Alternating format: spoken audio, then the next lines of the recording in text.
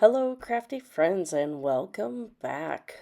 I am back for another day of 30 Days of Sketches, Christie's Beautiful Life, Series 16, and today's sketch is by Helen Ding, and I am documenting some preschool pictures of my grandson. So, I follow mostly the sketch, except instead of the big picture areas and the journaling area, I did pretty much just use all 2 by 3 size pictures for my design. And really, what I'm documenting is just random pictures that we get from my grandson's daycare. That I will say that things have changed significantly from when my daughter was young and was in daycare. And now they have an app where you follow everything, and they post what they have for each meal and when they start their naps.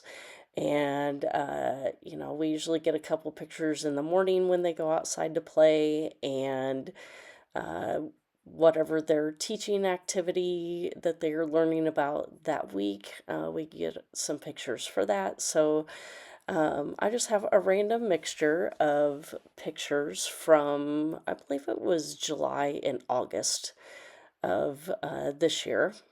And I just thought this would be a fun 2-page spread to just document all the random pictures of arts and crafts, water day, just playing outside, and things like that. So, and oddly enough, that this video is still almost 15 minutes long, and I cut out, or I didn't even record a lot of the planning process because I just could not get my creative juices going on this one.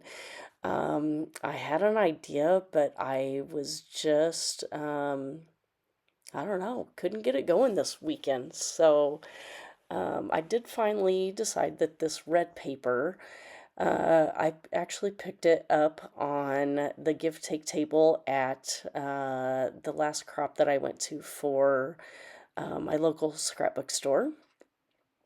And it's really probably it was an old Karen Foster paper. So as you can see there, it's one-sided, and it was the really flimsy paper.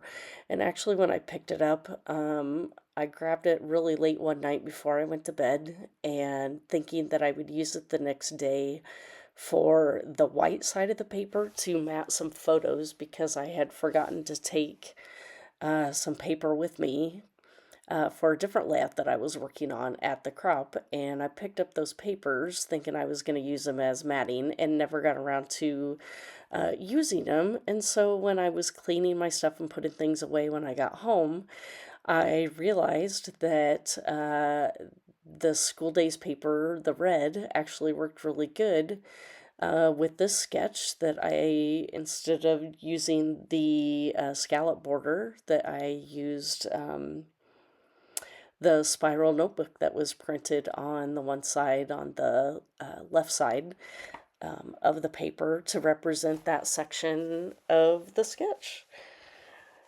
And so here I'm just kind of sizing out the areas on both sides of the paper so I could space out my pictures on each side of the middle split, and still have them fall on the green papers, the green letter papers, where I wanted them to fall, and still have enough of the green paper that you could see that there were letters back there.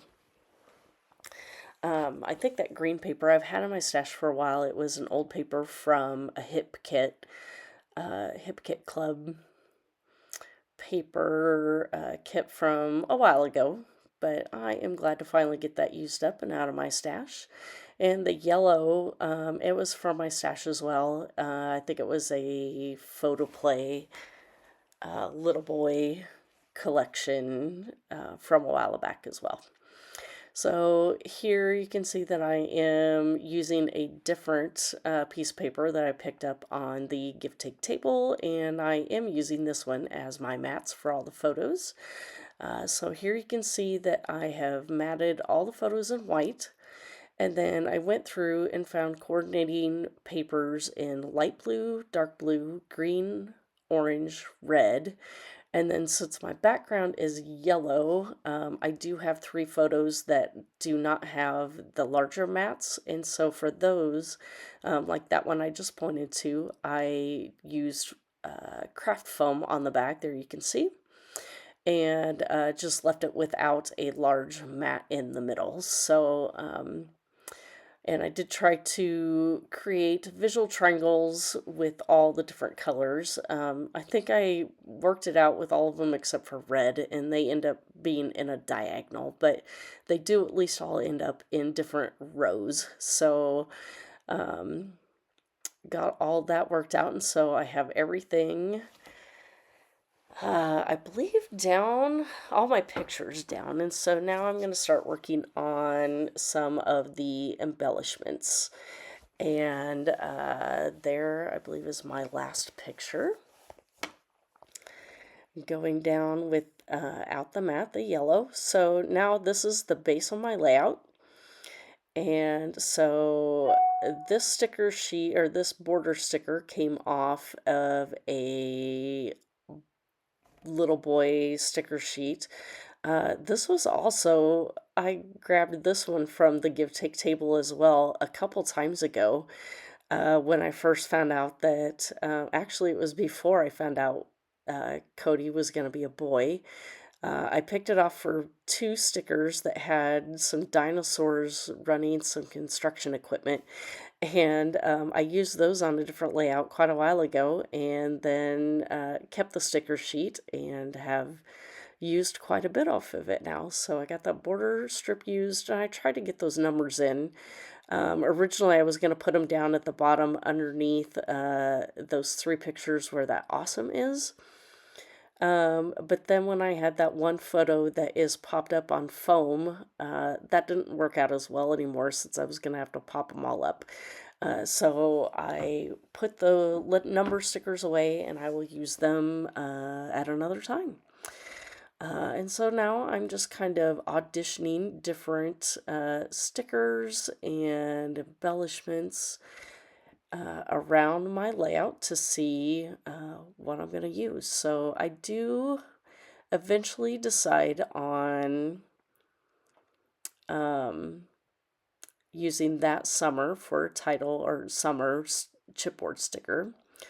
I do find this old, it says happy day, happy day, happy day. I do cut that down. It was a pocket card that I had in my stash, and so I do end up using that over this red matte piece here. And then, but it wasn't quite long enough, so I found a border strip in my jar of border strips where I stashed them that had like some water ink splashes, but the 2 pictures that it is in between were from Water Day. So really underneath I just wrote Water Day, and that was usually on Wednesdays, so I put Wednesday. And so here I am attaching that vellum heart with my tiny attacher, and added the chipboard awesome word there on top of it. And so here, this was another sticker on that sticker sheet I was talking about earlier, and decided to use this frame and create a shaker pocket. So I used this acetate to cover the front of it to hold my sequins in. And then I'm going to pull out a bunch of different sequin mixes that I have from mostly from Spiggle Mom Scraps, and then a couple from, or one that I believe, I don't know, I've had it in my stash for a while, that it had the colors that I wanted, and just made my own mixture with all the colors on this layout. And so here I'm just using my foam tape and making the well area where I'm going to put my sequins. So there you can see that I've taken different various sequin colors from all the different packages, and mix them together in this little sequin container cup triangle, and just using my tweezers to make sure get them off the adhesive. And then I can't remember at this point. I think I decide I need a few more. So here I use my little scoop to try and grab a few more blue. And I think, do I add some, let's see, is that all I add is the blue? I can't remember now, and I just made it a couple days ago. Yep, that was it. So I take that piece of acetate again and put it over the back. Make sure all my sequins are closed. I'm going to show you each one. So I don't know if any of these are still available in the shop, but if you are interested, you can go to Spiggle Mom Scraps and check out all of them that they have. Looks like that other batch was a Catherine Pooler mix that I probably got that at my local scrapbook store at Memory Bound. And now I'm just cutting off the excess, and I have my shaker pocket that I can add to my page. So there is the block that it's going to go on. And I have this clear sticker that I thought, it says, and I wasn't really sure when I would ever really use that, but I thought for a preschool page, sure, why not? The colors went, and it just works. So since this time I used the clear acetate backing for the back of the shaker pocket, that I did go ahead and I'm just using the 1/8 inch tear tape to attach the shaker pocket, so you can't see the adhesive through the sequins. So here I've got all the adhesive backing off and adding that to the little piece there, and now I'm going to add it to my page. So now I am just going to go back through, and here is where I am adding the last bits to